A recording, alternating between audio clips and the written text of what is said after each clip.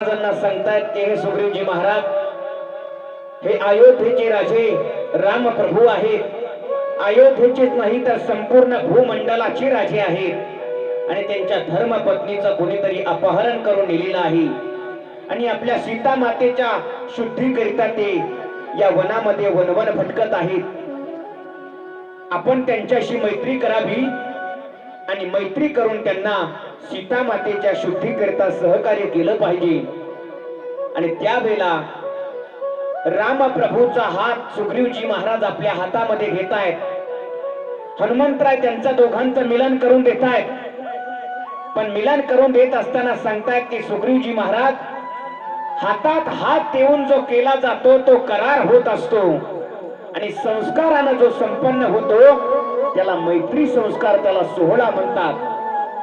नियम असा आहे, करार कधीही मोडता येतो, जो संस्कार झालेला असतो तो संस्कार कधी मोडता येत नाही। आपला मित्र अवगुणी जरी असेल तरी त्या दोषासहित त्या मित्राचा स्वीकार करणं तो संस्काराने केला जातो। म्हणून आज आपण या ठिकाणी सुद्धा संस्कार करूया। करार बाजूला, हातातले हात बाजूला केले आणि आपण संस्कार सोहळा करणार आहोत।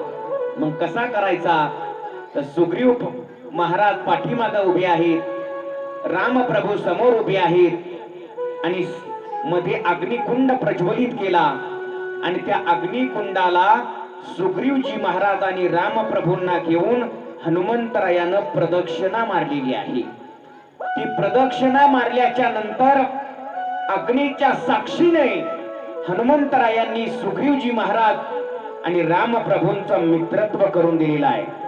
मग हा करार नाहीये, हा संस्कार आहे, ध्यानात ठेवा। करार तुम्हाला सगळ्यांना माहिती आहे, करार नुसतं 2-3 वेळेला बोललं का करार मोडून जात असतो, पण संस्कार जो होतो अग्नीच्या साक्षीने तो मित्रतेचा होतो। मग ते अवगुण जरी असतील मित्राकडे त्या दोषासहित मित्राचा स्वीकार करायचं।